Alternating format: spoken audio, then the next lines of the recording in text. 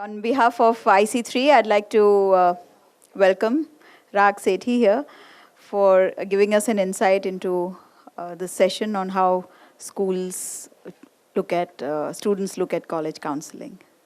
So thank you and welcome. Thank you. Before I start, actually, I would like everybody to come slightly forward because this is going to be a panel discussion with 3 students.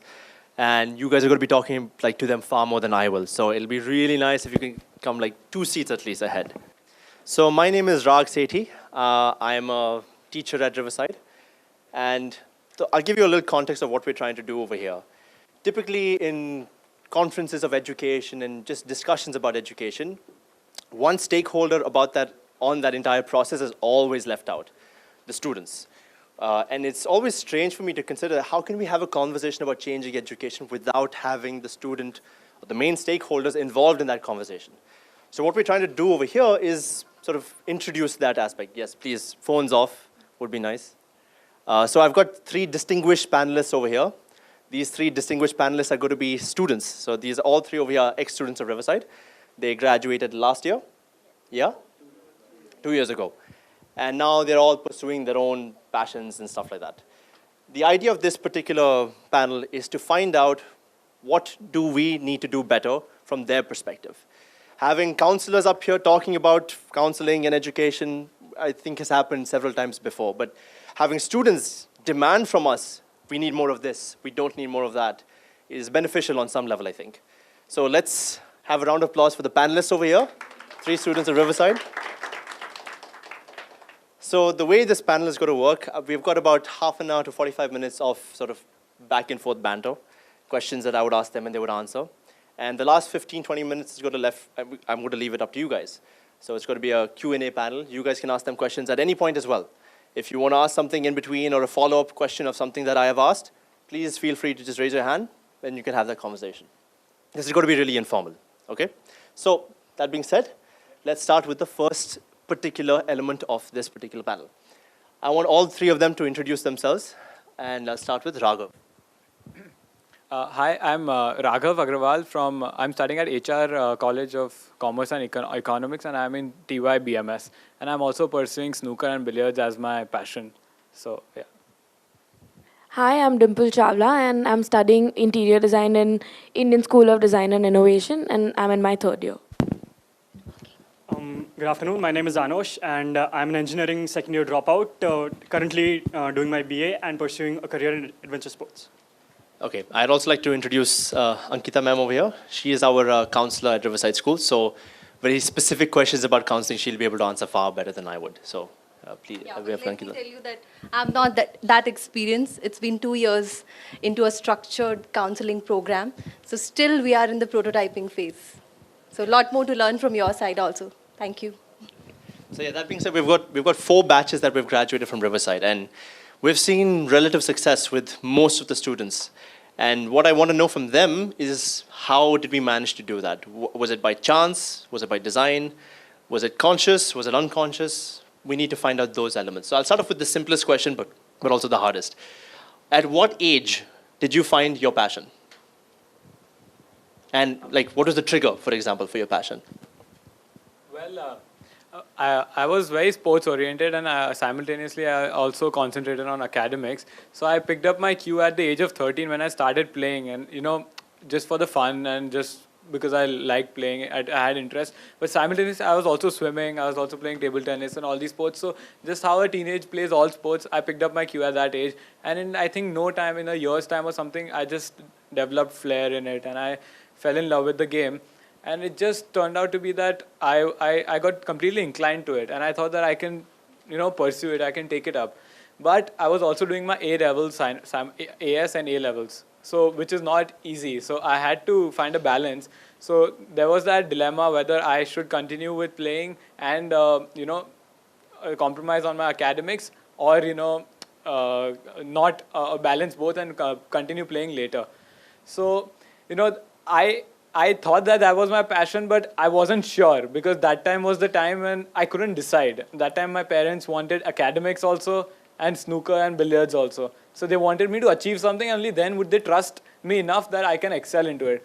But unless you put in that hours and your time, you wouldn't know.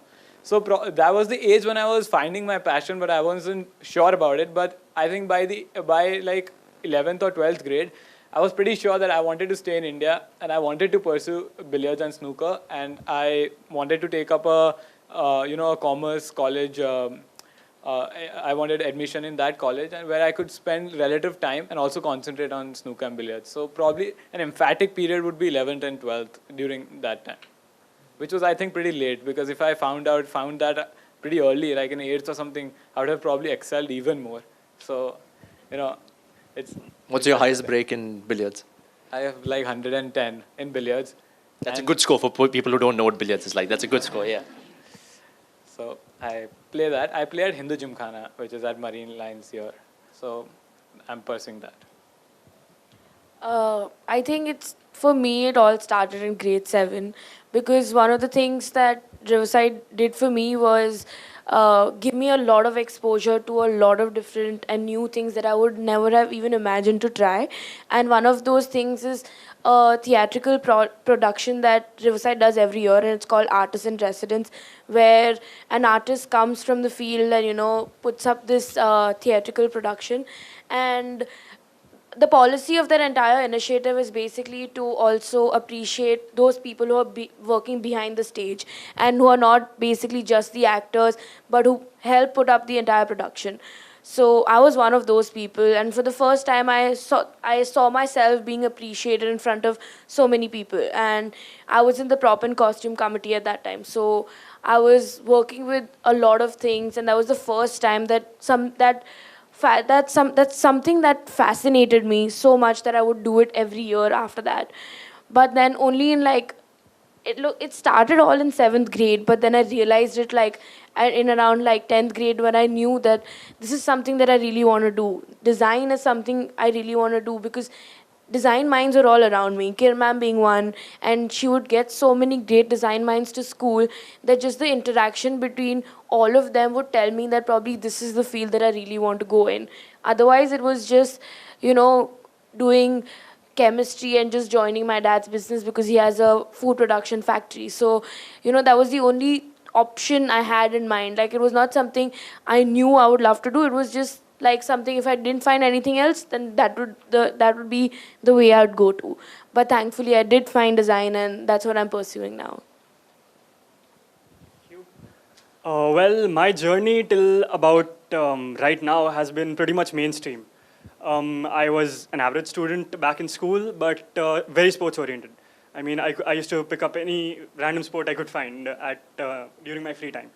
So, but actually, I did not have much of a chance to go out on a lot of trips due to my studies commitment.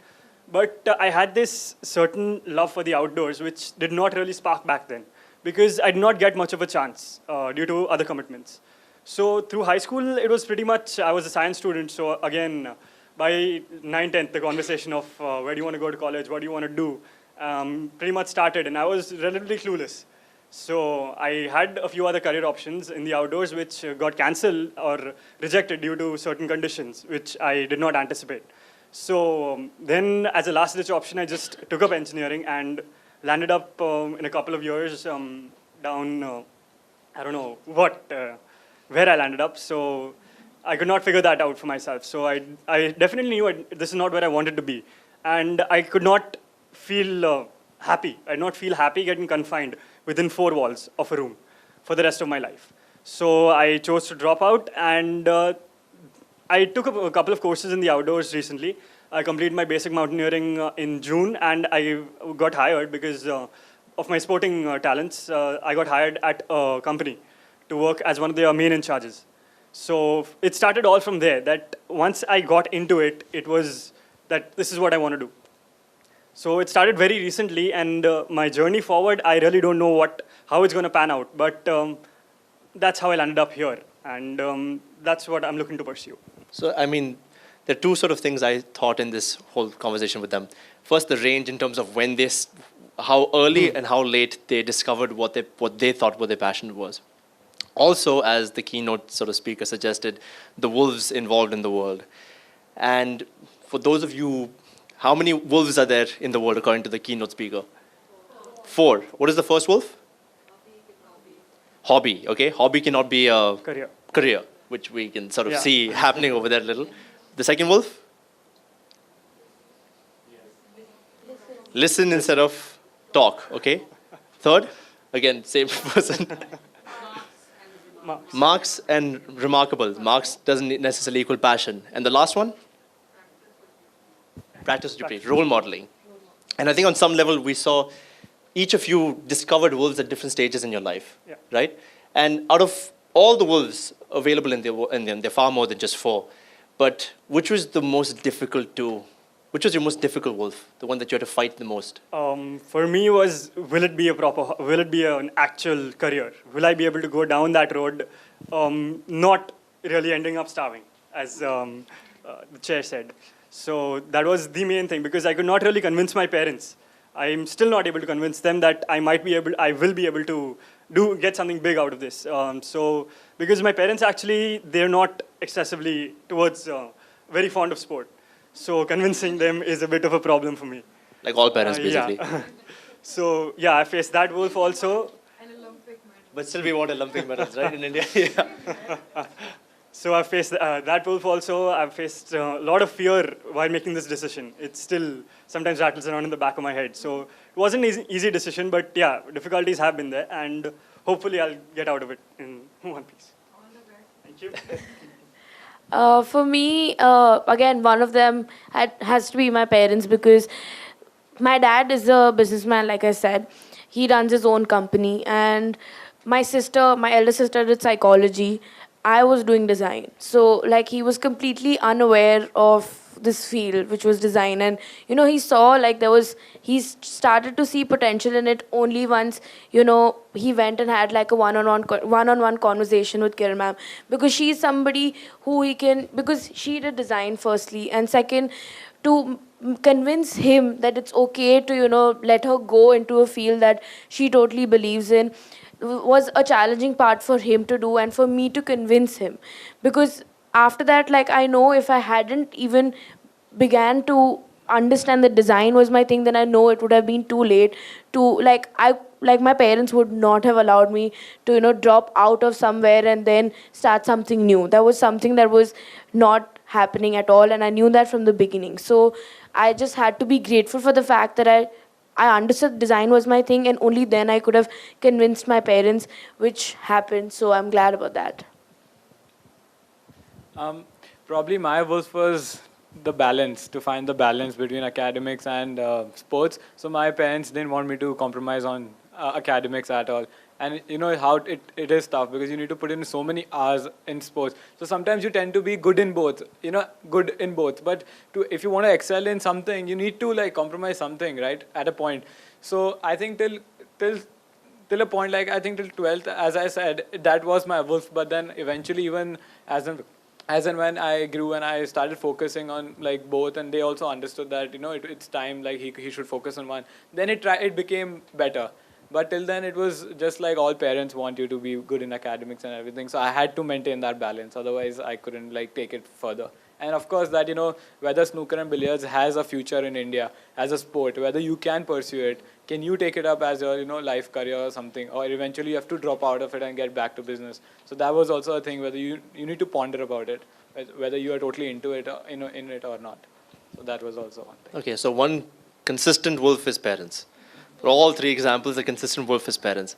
And here's where we can get like slightly more specific in terms of the counseling perspective.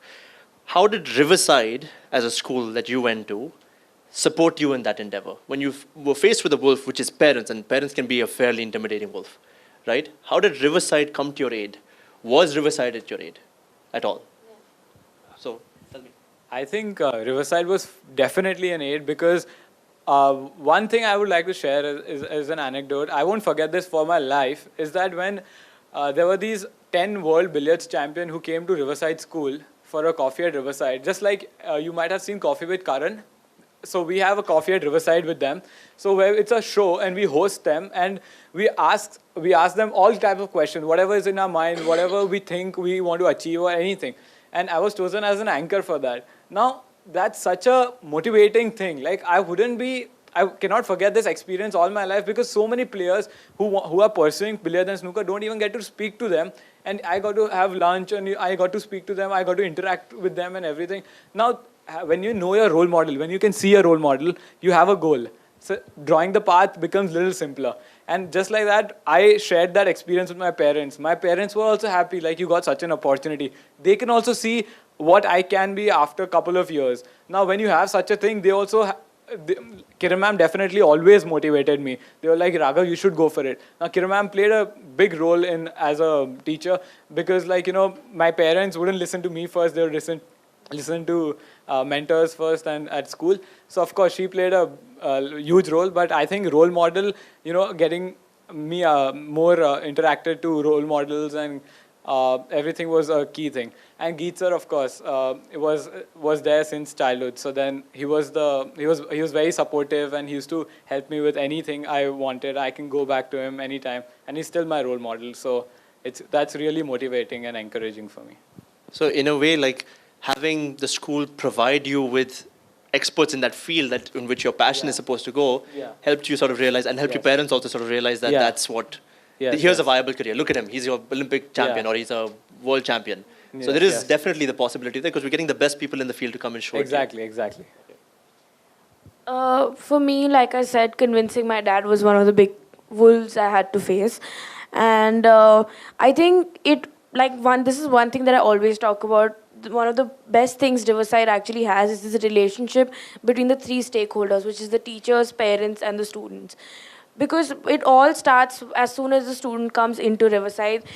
The teachers have a very, very special bond to each and every student in the school.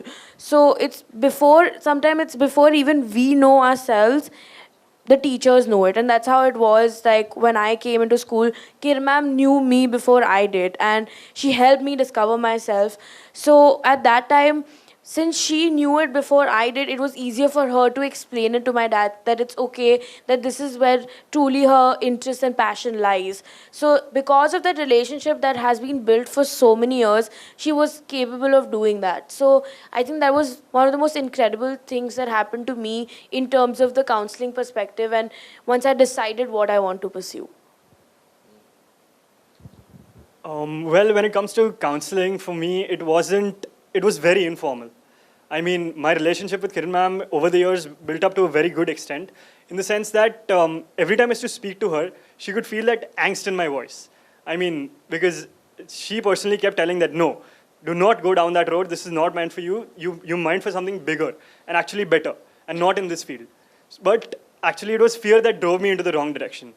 Kiran ma'am personally counseled me a lot regarding this. She kept on, but she kept reiterating the point that your mind is telling you something else, but down there you're feeling, down in your heart, it is not. It is something else. It's not this, at least. So look for different options if you can, but even keep this open. She did not disregard it completely. She's not like, this is not meant for you, so don't go down that or whatever. She said, look for something that you might be more suited in, or you might enjoy doing. You won't be waiting for a weekend off, or like dreading a Monday or going to class. So that part actually for me was very important, because in the end, I mean, I ran out of time, frankly speaking, because it was the end of 12th and I had to make that final decision of where to go. And for my adventure sports career, I did not have much back in that time, because the industry did not build up that much in this country. So I made a decision out of haste, and once, like 2 years passed, I had a couple of rough years in college. So 2 years passed, and by the end of my third semester, I couldn't do it anymore. So I call up home, and actually not even home, I call up Kiran ma'am first, that I'm thinking of dropping out. What do you think? And she said, the exact words she gave was, finally you're talking sense. So those 3 words were the most important ones she ever told me. Because after that, it has been slightly difficult, but yeah, that's expected. But it's getting me down the right path, I feel. So she played a very important role, and that too indirectly, very indirectly. I didn't even know I was getting counseled. So yeah, that was my journey for the counseling. So speaking of your relationship with your counselor, right? In this case, Kiran ma'am all three of you were counseled by Kiran ma'am. I remember, at least I went to Woodstock, and I remember the only times I would meet my counselors if I needed what sort of admission process I required for a university I was applying to, or I would go meet the counselor for specific information about another university. Your sessions with the counselor, with Kiran ma'am in this particular case, were informal. I mean, were not sort of scheduled. You said you didn't even feel you were being counseled at that point, right? So it's not these structured, scheduled moments in which you go meet with the counselor, get your advice and leave, right? For all three of you, it was like that? Yeah.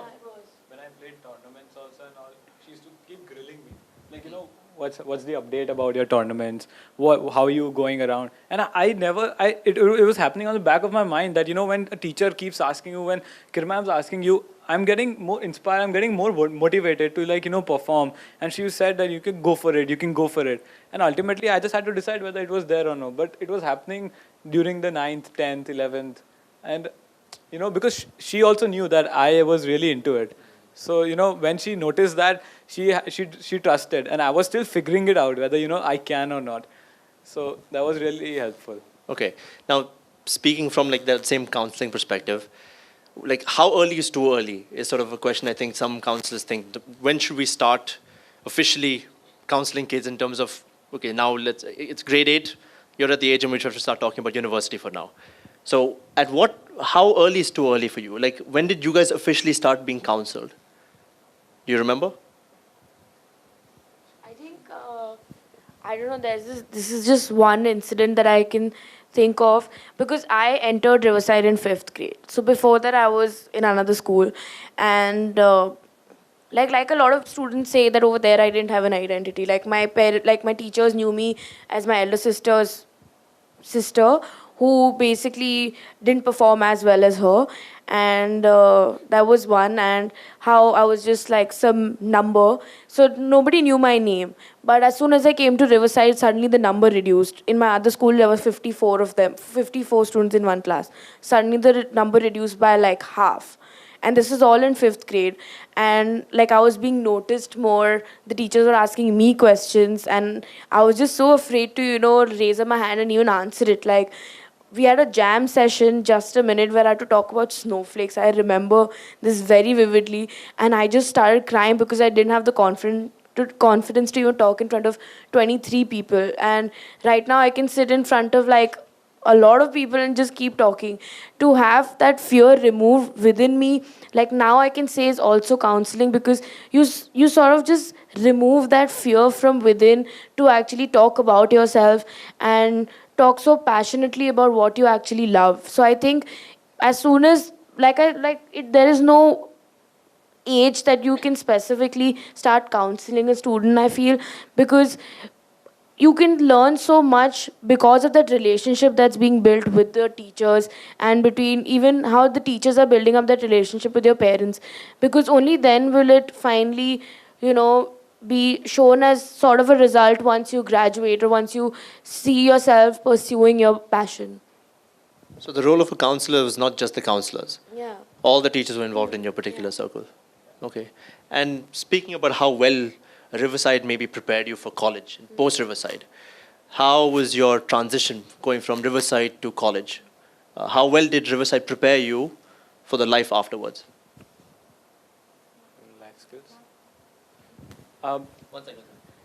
Guys, making it more specific, we want certain instance, a short story, which helped you to understand that the transition from school to college was really easy. So, it was the best fit career for you that you realized once you entered the college. I think that it is as simple as the classroom activities and attending lectures. Now, there are, in all colleges, when there are too many people tend to take back seats and everything. And why do you want to sit ahead? Teachers may want to ask and all. But I never had that notion. We were like 20 of us in a class in Riverside. Now in that, if you're sitting back or front, we are going to get noticed any which way. I was so used to it that I was like, let's sit in the front, good enough, we'll get more attention. Otherwise we don't. And then people used to be like, what are you sitting in the front and all? And there were times, and this has really happened to me, that there's this teacher, she teaches us economics, and after every lecture she picks up 1 or 2 students to summarize the lecture. Now this has happened a lot in Riverside, and I've been very used to it. Now people hide themselves because they don't want to be caught and all, and then you get extra attendance for this. So I lucked out even more. So she asked she asked once, and it was easy and all, but it was really shocking for other people. Now, in that, it was so natural for me that there I thought that, how Riverside has embedded this in me that if I have to like speak in front of in front of a class and I have to summarize or teach anything, it's gonna come really naturally to me. And for everyone else, it's gonna be something new. So that's when I realized that how Riverside played an important role in shaping me and holistically developing me, not only in like writing and academics, but everything else. Because I have one more thing that people don't reason in when they are in college, like all the orthodox, they don't reason why man's saying that. Now, if man's writing all on the blackboard, they're also copying it, but they're not asking what it means and then writing it, and that's a big difference, I think. And what Riverside has done is that if they introduce any topic, they get it out of students. They make you solve a problem, and that's the topic, the solution. So when students do it themselves, they question a lot more than what is being taught, and that's a really good exercise, I think, which should be implemented, and even other places. So I think that's somewhere that I think the classroom studies and activities really helped, and I thought that I had an edge over others, so probably. So fear was not a wolf that you experienced when you went to Yeah. college because of the experience at Riverside. Yeah. Okay. I already mentioned this earlier that because of Kirmam and the environment we all stayed in, like I had the opportunity to interact with a lot of great design minds. So when I went to college, all my faculty and professors were from a design field and who were practicing as well in their own design fields. So in first year, they would, before you start any project, they'd give us a brief. And for me to understand that brief was very simple because of how Riverside is, because in Riverside, every problem is solved through design thinking. So even if I'm studying design thinking, both of them will design, they both will still know what the design thinking is about, because it's this thing that has been like a philosophy and has been drilled inside us. So like without us knowing also. So when they talk about, it was as simple as when the teacher asked us to, like the professor asked us to make a mind map. And I just instantly started making it. And all the teachers, like all the students around me were like, what's a mind map? And I was like, this is something that Riverside teaches the students all the way in 3rd grade or even 1st grade. And to know, it was just a shock that, like, how can somebody not know what mind maps are? Because it's such a simple concept that it's just about, which just takes all your thoughts and, organizes them in the most simplest manner. But all these tiny things have made me realize that all of these things that basically help you solve a problem, or just the way classes are held, like you said, helped me so much in the space also, because I was suddenly in a class of 75 students. And it was not like they broke the entire class down into batches of 20 or 25. So like instantly, because I always had my hand raised in all classes, because I always just wanted to know much more than even what the teacher was providing, and that like annoyed the students also, because I had my hand raised up for everything, and the teacher had to like ask me to not do that, because so other people got a chance to talk. So I think that really helped me even in college, because that's what something I took away from Riverside very intangibly and without even noticing that this is what I'd actually gained from it. Well, Riverside prepped me in actually a very different way, in the sense, in a holistic way. For example, when I entered Riverside, I personally did not have the ability to hold a conversation with an individual. Even an individual, forget talking in front of a group, was like something way beyond. So Riverside pushed me out of my comfort zone in every little thing. Something as simple as talking to someone. And when I went down to college and graduated from school, it had become so easy for me to hold a conversation that like around everyone else around me, I did not have that fear of being judged or being questioned. Because even if we don't have the answer, the worst you can say is you don't have the answer and you'll figure it out, or give an answer later in the day. So because of this, actually, I got, in my very first year, I got selected for an international conference. To present at an international conference, I had to present my professor's paper. So he just walked up to me once in the middle of class. We were doing our own assignment. He walks up to me in the middle of class and says, I need someone to present my paper. at an international conference. And I'm like, I have no idea what it's about. I have not studied that because I was in my first year. And that paper was actually a fourth year student's paper that my sir had done with him. So I did not know what to do exactly. He said, I will explain the concept to you, but I don't think anyone else will be able to present it as well as you will. So he handed me second author of that paper, just because I was able to present it. So that's what I'm saying. Riverside prepped me in a lot of very minute ways, which eventually turned out to be one of the most helpful things for me down after school. So the counseling was not just the admission requirements of colleges, but values and ethics and something those, you can add. Yeah. Those elements are required for you to smoothen transition once you Yeah. go to college. On the flip side, what did Riverside not prep you for? What is something that you went to college and realized, man, I wish I had at least one session on this, or like nobody told me this is what it's going to be like? Where were the gaps? Well, talking from my personal angle, it was the problem was the entire system. I was not prepared at all to enter a system where I had to cram what I write. Like cram to such an extent that it's something that can be easily explained within 3 to 4 lines. I had to stretch to 5 to 6 pages. And literally, I was really not prepared for that. And the first assignment I got, my teacher, I gave it to him and he's like, what is this? I'm like, I just wrote whatever I know. He said, no, you don't have to do that. I gave you a particular spreadsheet, a particular document. You have to just replicate that. Just don't write what you think. That is what he actually told me. And I could not really take that in.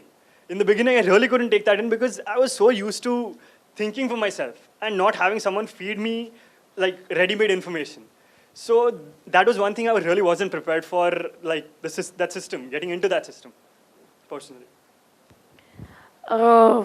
It's very simple for me because if you visit our school, Riverside, it's a very open space. Like literally, it's a very open space because it has a huge garden. Like Irma was talking earlier, there are no barriers as such. You can go from one room to the other whenever you want. Like we have gone in the night at 11 a.m., we just played cricket the entire night and we still do that. And then go back early morning because the space is so accessible for us and so open and so colorful that it just happens to be a space that where we want to learn. Like it's a space where we will go even without our parents forcing us to go in the bus early in the morning. We will just go, like we will just get up in the morning and want to go there. But Bombay being a space, a city which has very limited space, to suddenly go in a vertical campus which was not open. It's a corporate building, very well lit up, but still you can find in those within those 4 walls, which was slightly difficult in the beginning for me because like to have that shift in terms of how the interiors of the space was there.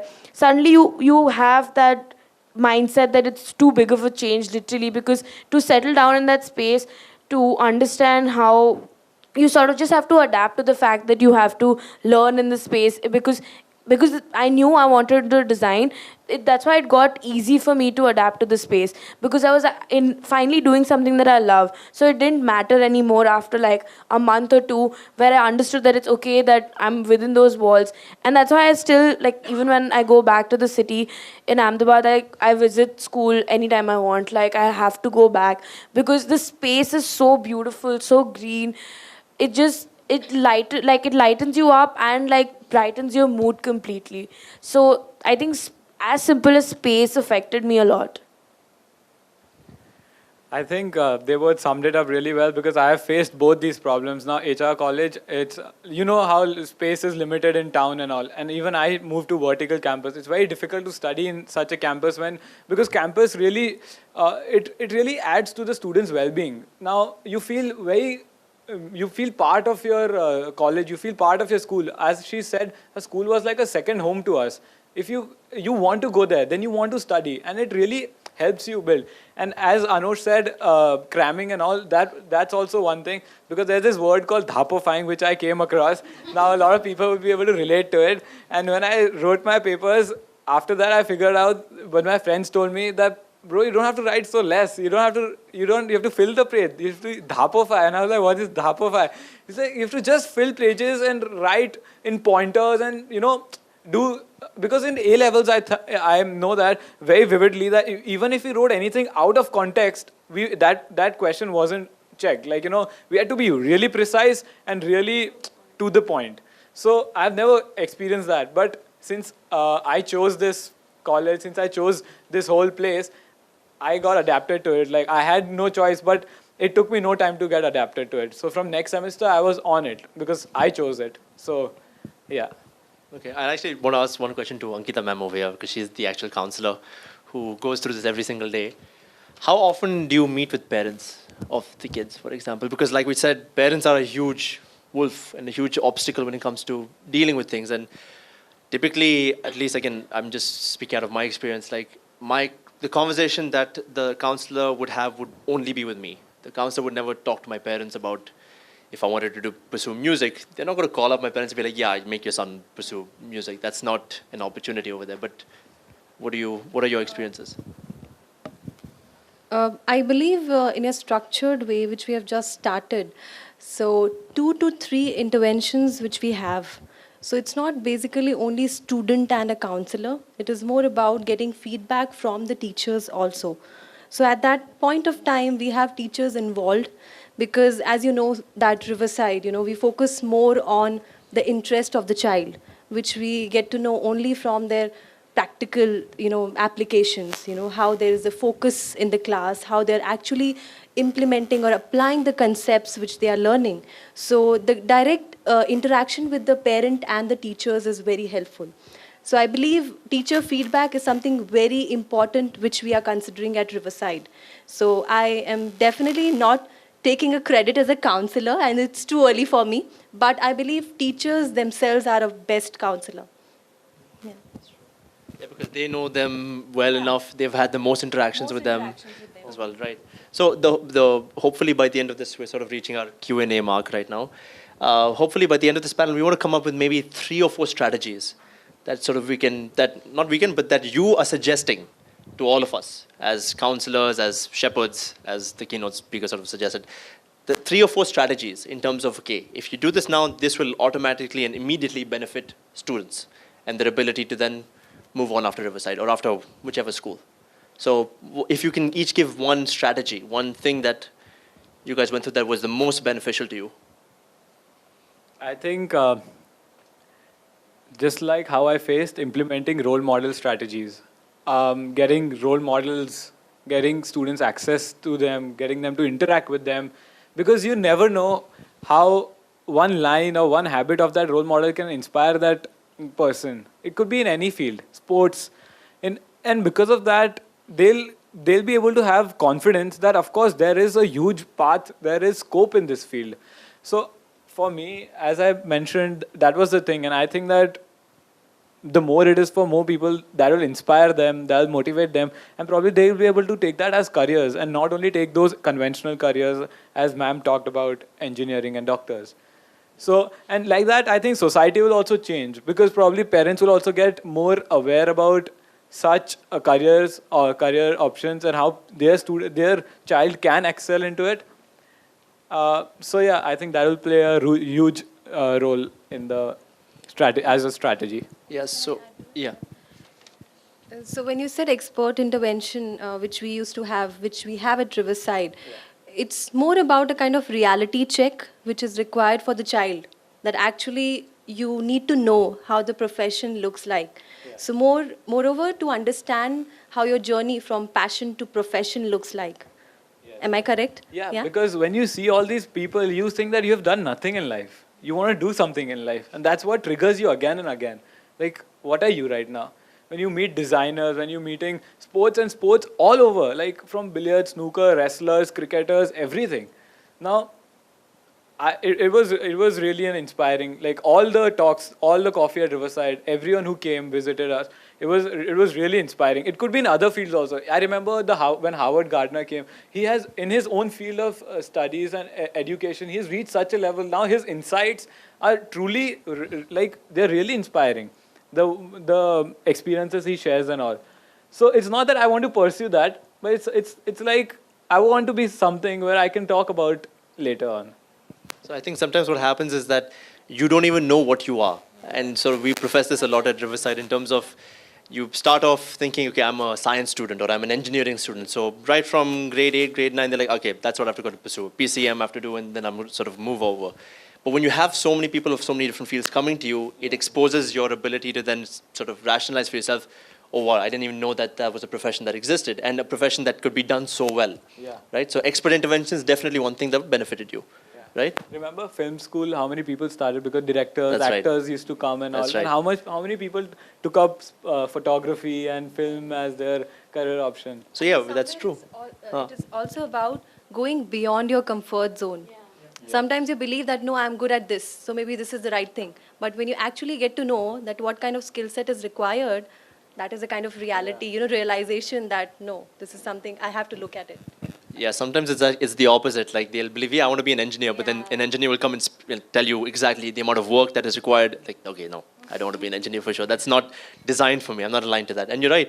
We had a couple of directors and actors to come and do our expert intervention, and 4 students immediately after that were like, yeah, I want to be a director now, or I want to be an actor. Film school. Film school they applied to. And school has never been reluctant in getting them in touch with them. I remember 1-2 people, they said that, ma'am, I just want to shadow them. I don't want to do anything. I just want to shadow them. I want to see how their life is. I want to see if if I have that interest, What it if takes. I can pursue it. And then if I have that completely, I'm ready to do anything. I'm ready to go to Prague, or how students have gone and staying away from their family and getting down to anything. Now, that's something that got into them. I think for me it's just how early it started. Like we were talking about earlier, how you can start as soon as the student comes into your school, because the faster it is, like the earliest it is, it's better for the student, because the student might not realize it, but the teacher might. Like my dad still till date, even though I'm a design school, he'll still ask me, what do you want to become? Like I'm like, I don't have an answer for that. I know it's going to be a designer. It might be a production designer or behind films. Like it could be anything, but he's okay with that answer right now because he knows I like what I do. So if it's the earliest it starts, the better it is for us, for the parents, and it doesn't really stop after we graduate also. Like I'm pretty sure for him it never stopped after he graduated. It continued, and that's why we keep going back to Riverside as well. Even though when I go back to Ahmedabad, I go back to Riverside because of the amount of time and energy and amount of love that's invested in me from the school, from the teachers, that I believe that I have to give back because I really want to. Because the counseling still hasn't stopped. Like I can still call up Kir ma'am or any of the teachers for any help that I want, whether it's about just something that I need help in academically in my college or just something that I'm going through in life. I think that's it. Start as early as you can, and it just doesn't, like it hasn't ended. The counseling still hasn't ended for us. And it's also about how it's not just in one room where a counselor calls you and your parent and talks about that, okay, this is what you want to do, these are the colleges, these are the applications, these are the deadlines, you have to fill them out. It's just about how the entire initiatives, all the events and all the movements that Riverside asks you to do, the new things that Riverside asks you to do from as early as grade 3 or 5, only then you will realize where your interest truly lies. It's not within those confined room with what counselor asking you in 10th grade what you really want to do. Well, I feel like, as a suggestion to all you fellow counselors, when someone comes to you for counseling, a student, mainly a student, just try to look for something that makes him or her stand out. Because eventually when you step out into the world, that one thing that makes you unique from everyone, from the rest of the pack, is what you can turn into something as a very lucrative career, frankly speaking. Because that one thing that you're very good at is eventually what you will want to do or you'll love to do. Because it might be a hidden talent or it might be something you discover much later on. But it is something that will drive them onto the right path. That's what I personally feel. Right. So, yeah. Huh? I would like to share this. So we've started this program which is called Life Skills in School, where we learn about, like, we learn stuff which is away from academics, like when your tires punctured, how to repair that, cooking, or all these extra activities. Now this is nothing but this helps you to bridge that gap between school and college. Now the transition period, if that's smooth enough, it gives the child confidence. It gives the student a confidence and gives their parents confidence that okay, he's independent enough to go ahead. And like sir also mentioned in his earlier thing, that a person who comes out confident from school and all is gonna bring 10 more students in the school. And person who's not gonna find a way out after school will not encourage 10 others to come to that school. So if he's confident enough, competent enough, and independent to like be in the world by himself, no, nothing better than that. So these life skills can be anything. So all these are the strategies. Yeah, so I think these suggestions are there purely to design programs better for students. And that's hopefully what this panel is supposed to be about, right? So any questions? Anybody has questions? Yes. Hi, good evening, ma'am. My question to the counselor. She was sharing that all the faculties are real counselors, and through them we get to know like what a student is really into, what are his interests, etc. So I just want to understand, do you have a feedback system? Is a structured way? How do you interact with them? Do they sort of a format and they fill in this information, or you have a one-to-one with them? How do you gather this information?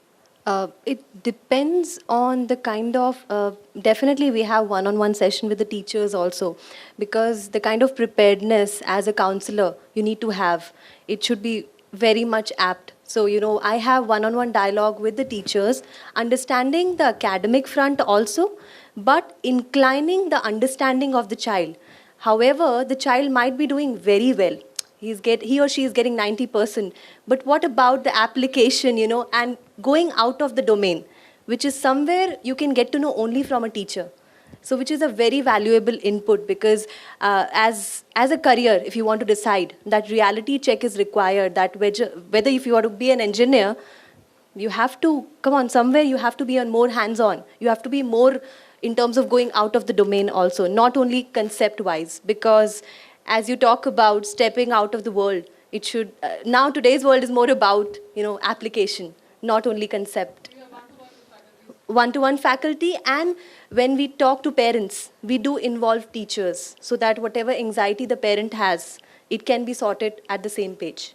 That maybe this career, it is documented. We have a constant follow-up with all the parents in terms of the meeting, whatever we are having, and with the teachers also.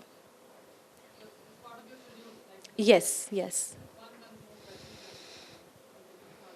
do you also, we also had a session in the morning about these career tests which are being like conducted in the institute. Do you also have this kind of a system where you conduct to understand their aptitude? Again, we are privileged to be a very small school. So when we talk about tests like psychometric test, we are not 100% relying on that.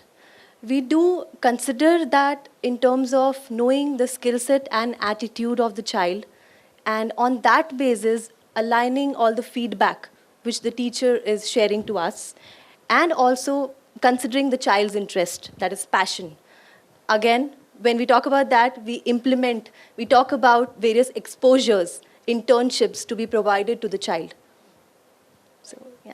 Yeah, and since we're a small school, sort of teacher evaluation is far more accurate as the metrics that we use rather than psychometric tests, right? So we're very fortunate to have that particular aspect. Any questions to the students, perhaps?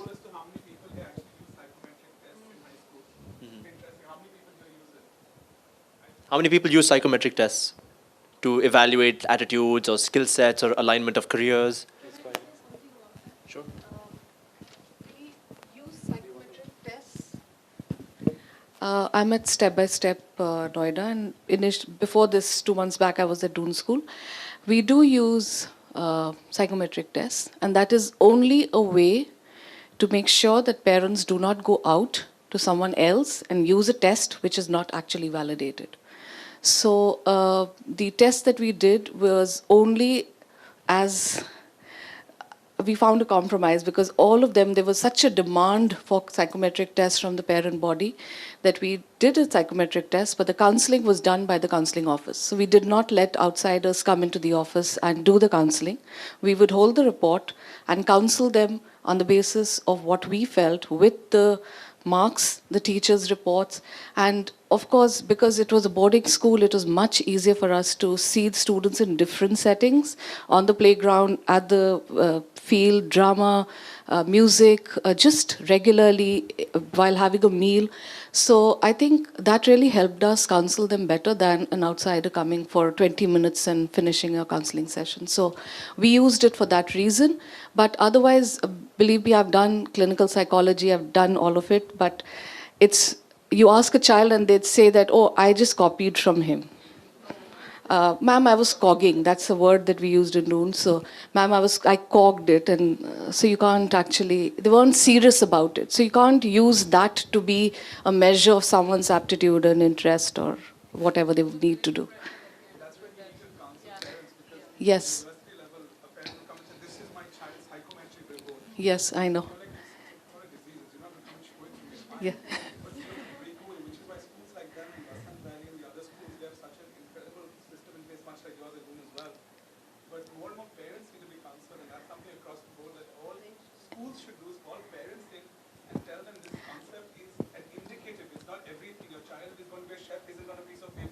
Yeah.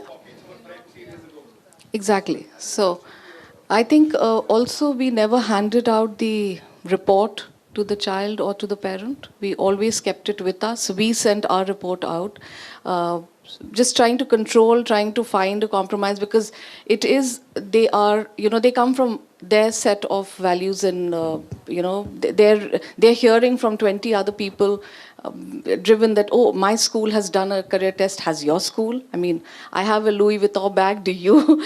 So it just went on to that, and I think that's how we kind of... There are two things that I actually like to mention as far as that's concerned.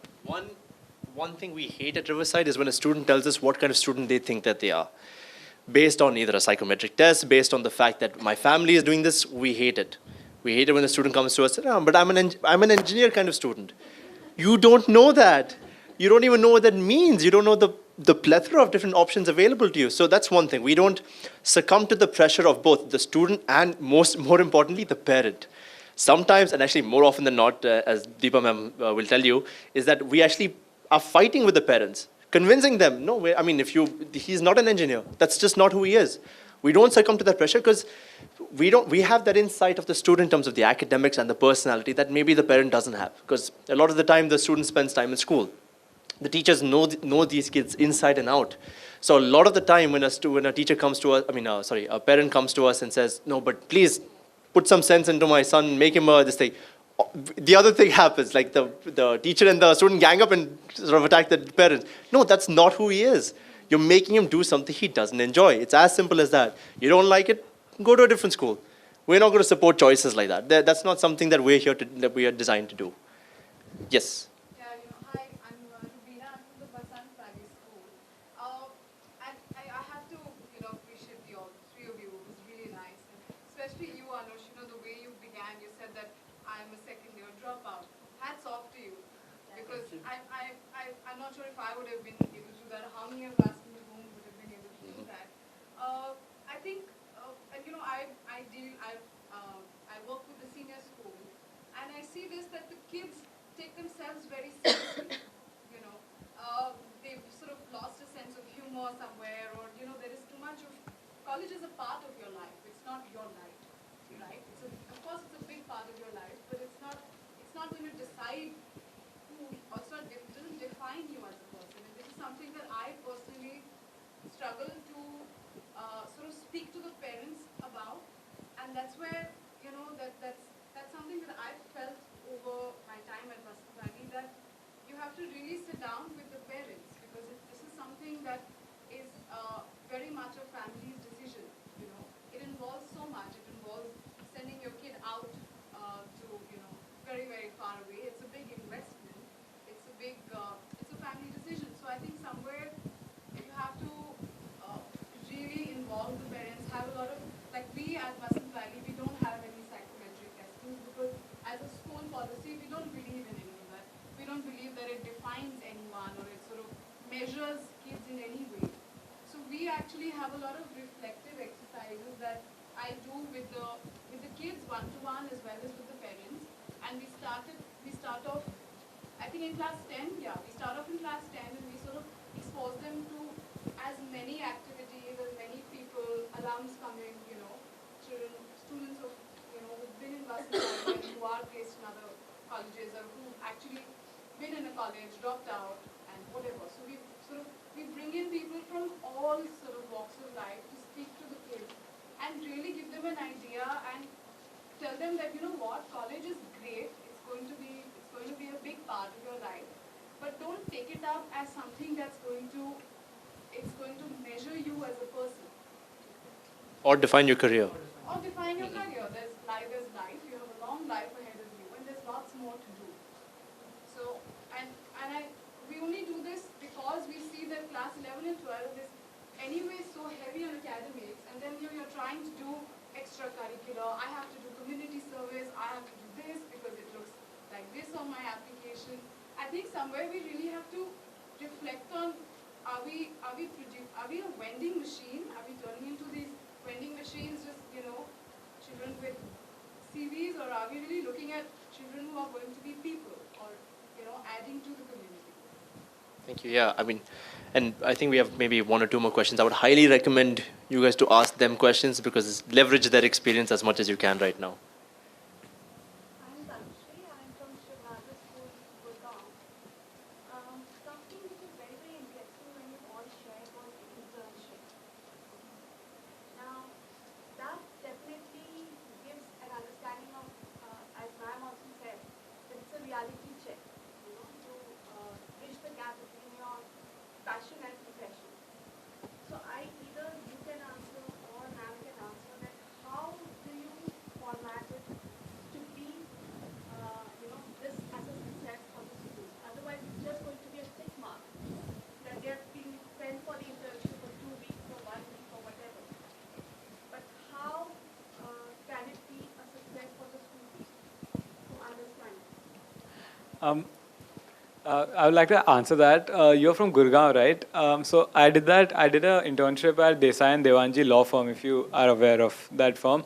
And I remember this was in 11th grade, summers, and we were supposed to do an internship. And my parents really wanted me to explore this law field, which I wasn't really aware about, but they wanted me to take it up and not take up commerce. So, I spoke to Kiran about it, and I said that, she really wants me to go for it, but I don't know anything, and how can I crack it? So I got in touch with this law firm, and I interned there, and I figured out in those 20 days of my internship that this is not my cup of tea, and that's when I gave my parents also the opportunity and the space to, advise me and tell me about that. But then I told them my whole experience, and that's how they told me that, okay, all right, now you can go with something like that. So an internship that time didn't play a role as a tick mark for me in my CV, but it played a role for me to not choose a right career option. Because if I chose law, I wouldn't be attending college at all because I wouldn't be interested in it, and I would probably drop out after school. Actually, the way the internships sort of work, we sort of incorporate it as part of classes as well. So business studies, for example, we do something called the business challenge. And was it your grade, did the razzmatazz? Yeah. Right? So this was a business studies class. And what they had to do is they had to create a challenge in terms of creating a new flavor of ice cream. That was the challenge, right? Christmas challenge. It was a Christmas challenge, and they had to create a new flavor of ice cream. And in order to do that, they had to go pitch it to Have More. So we had Have More come on board as part of this particular project. And it was like an internship with Have More, but as part of a class, as part of a school class. So business studies is one we did. We do this for math challenges. We do this for all our challenges. We incorporate these internship opportunities as part of the grade that you get in your classroom. So it's not this extracurricular, it happens outside school domain. It happens as part of the grade. So how long did you guys take? 2 months to do the razzmatazz thing? 1 month? 4 or 5 weeks. 4 weeks. 4 or 5 weeks, just over a month from conception to the pitch. So they had to go pitch it to Have More. There were reps from Have More who came. They were talking about flavors. They were talking about what manufacturing procedure you would use, right? So they had to show the account book because it was a business studies class. But it was also at the same time an internship with Have More. So combining a subject with that internship sort of shows that this is part of what you're learning. This is not a separate internship. It's isolated from my subjects and what I'm learning. Grade 10. Grade 10, they went and they actually sold it. They had a limited edition flavor that they sold in Christmas called the Razzmatazz. They had to do the PR, they had to do the logo, they had to do everything from scratch. And Hammer actually implemented it. they actually produced this for how long? It's still on the menu. Yeah. This flavor, if you go to have more in Ahmedabad, it's still on the menus, and they are responsible for creating it. And it was part of what? A business studies class. So I think that's one way you can sort of systemize it. And we do this every year. Every year we have a business challenge, and there are different businesses sort of that we take over as well. Yeah, it's not a tick mark as a CV. It's something that's part of required of class, not something that happens later.